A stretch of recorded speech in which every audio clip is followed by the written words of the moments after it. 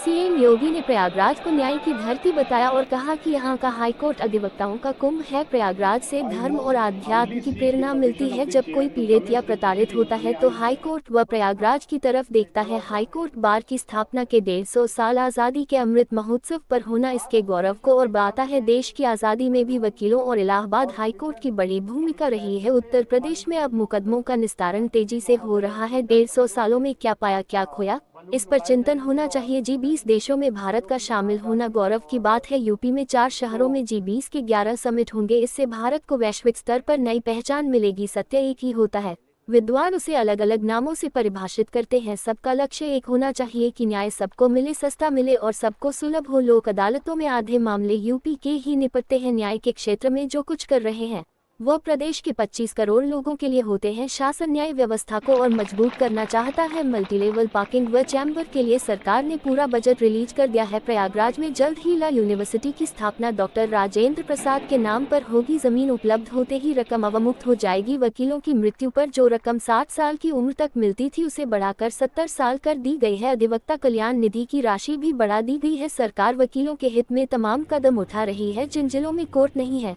वहां integrated court बनेंगी। जिला अदालतों में भी वकीलों के चैम्बर बनाए जाएंगे। जहां जमीन मिलेगी वहां चैम्बर बनाया जाएगा। लोग वकीलों पर परिवार से ज्यादा भरोसा करते हैं। इस भरोसे को बनाए रखने के लिए वकीलों के चैम्बर जरूरी है। लखनऊ, प्रयागराज, श्रावस्ती समेत कई जिलों में चैम्बर बनाए जाने के काम शुरू हो गए हैं।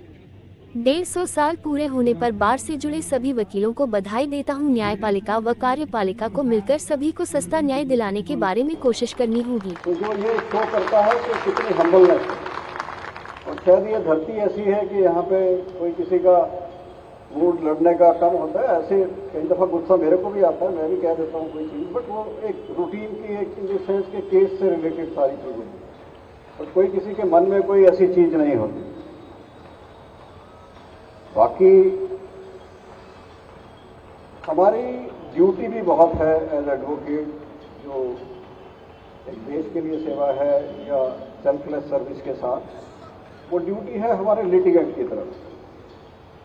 क्योंकि हमने जो पीछे से हिस्ट्री देख रहे हैं तो हम उस हिस्ट्री के ऊपर बैठ के काम नहीं चलेगा कि हमारी पास्ट बहुत अच्छा था। हमारे को ये देखना पड़ेगा कि उस पास्ट को हम फ्यूचर में और आगे कैसे लेके जाएं। तो उसकी रिस्पॉन्सिबिलिटी हमारे ऊपर है। गाइडेंस हमारे को पास से मिलेगी, बट आगे कैसे लेके जाएंगे और ऊंचे शिखर पे कैसे लेके जाएंगे उसको, आई थिंक वो सब रिस्पॉन्सिबिलिटी हमारे ऊपर है। अब हमारा टाइम जैसे आगे चल रहा है, यंगर जनरेशन जो है उसके ऊपर बहुत बड़ी ड्यूटी है कि उनको इस बार को जो 150 साल से है, जैसे मोजा जी ने बताया, शांति भूषण जी हमारे शायद eldest living member of the bar थे और मेरे को भी सौभाग्य उनके साथ काम करने का मिला कुछ केसों में। 900 से अधिक राशि का भुगतान न्यासी समिति के द्वारा अब तक किया गया है और मृतक अधिवक्ताओं के विधिक उत्तराधिकारियों को भी आर्थिक सहायता के रूप में इस दौरान 111 करोड़ 81 लाख 50 हजार रुपए की राशि का भुगतान किया गया है। इसके अलावा केवल हाईकोर्ट में ही नहीं, जनपद न्यायालयों में भी अभी मुख्य न्यायमूर्ति महोदय ने और राज्य शासन को इसके बारे में निर्देश भी दिया था और मैंने स्वयं भी इसकी बैठक ली थी कि जहां पर अभी डिस्ट्रिक्ट कोर्ट नहीं बने हैं वहां पे इंटीग्रेटेड कोर्ट बिल्डिंग बनाने के साथ साथ हम लोगों ने जिला मुख्यालयों को भी और कमिश्नरी मुख्यालय को भी इंटीग्रेटेड मुख्यालय बनाने की दिशा में कार्य प्रारंभ किया है। हम लोग चाहेंगे कि वास्तव में एक मॉडल बनेगा, ये न केवल उत्तर प्रदेश के लिए बल्कि देश के लिए, पूरी न्यायिक व्यवस्था के लिए भी और प्रशासनिक व्यवस्था के लिए भी। इस पर कार्य हमारा बहुत तेजी के साथ आगे चल रहा है, लेकिन साथ साथ जनपद न्यायालयों में भी अधिवक्ताओं के चेंबर बने। वास्तव में एक गरीब जब आता है और जब देखता है, घूम फिर करके चारों ओर देखता है, वो तो बड़े विश्वास के साथ आता है कि मैं वकील साहब के पास जा रहा हूं। लेकिन जब वह जाता है और अधिवक्ता के चेंबर में बैठता और उसको दिन में ही जब आसमान नजर आने लगता है वहां से, क्योंकि टूटा हुआ चेंबर रहता है, टूटे हुए चेंबर से उसको जब सूरज की रोशनी में दिखाई देता है, उसके मन में कहीं ना कहीं आशंका होती है कि क्या मैं सही जगह आया हूं या कहीं ऐसा तो नहीं कि गलत जगह आ गया हूं। और इसलिए शासन ने कहा है कि भाई हमें जगह दीजिए, हम लोग अधिवक्ताओं के लिए अच्छे चेंबर वहां बनाना चाहते हैं, क्योंकि अधिवक्ता के लिए ये स्वयं के लिए शोहरत हासिल करने का माध्यम नहीं, बल्कि एक गरीब को न्याय देने का एक सशक्त माध्यम भी बनेगा। वहां पर अगर उनके अच्छे बैठने की व्यवस्था होती है तो जो वादकारी आता है उस वादकारी को भी विश्वास उस पर टिकता है। और वादकारी का विश्वास किस बात पर होता है? एक अधिवक्ता के पास जब आता है तो वह असमंजस में रहता है, क्योंकि अपनों के द्वारा ठुकराया रहता है बहुत सारे लोग तो। और बहुत बार तो विवाद भाई भाई में होता है, छोटा सा विवाद है, वे बैठ करके भी समाधान कर सकते थे, लेकिन वह स्थिति वहां तक पहुंच चुकी होती है कि वह उसे न्यायालय का दरवाजा खटखटाना ही पड़ता है।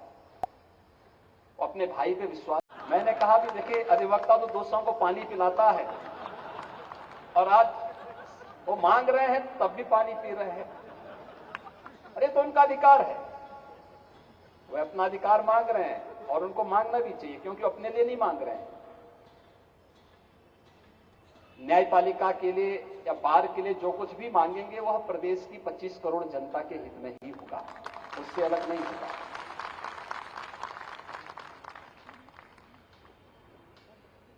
हम भी बार बार जब मुख्यमंत्री और मुख्य न्यायाधीश की बैठक होती है तो न्यायपालिका के इंफ्रास्ट्रक्चर को लेकर के होती है, न्यायपालिका से संबंधित उन मुद्दों को लेकर के होती है जो प्रदेश को सही और सस्ता न्याय देने के लिए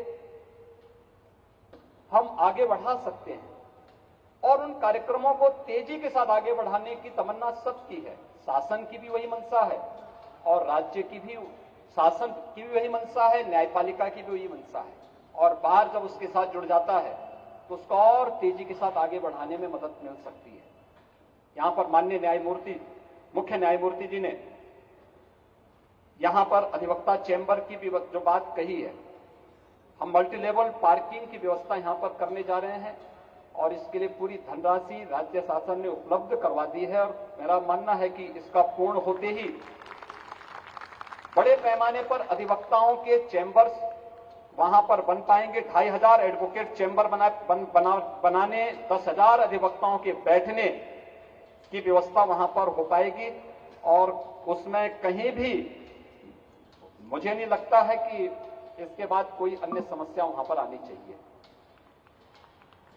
राज्य शासन ने यहां पर पहले ही एक नेशनल लॉ यूनिवर्सिटी की अपनी सहमति दे दी है। हम उसके लिए धनराशि पूरा देना चाहते हैं। जमीन के बारे में कोई सहमति बन सकती है तो हम उसके लिए भी पूरा सहयोग देने को तैयार हैं। हम लोग भी चाहते हैं कि प्रयागराज न्याय की धरती है, शिक्षा की धरती है और एक अच्छी लॉ यूनिवर्सिटी प्रयागराज की धरती पर होनी ही चाहिए। डॉक्टर राजेंद्र प्रसाद जी के नाम पर वह होनी चाहिए।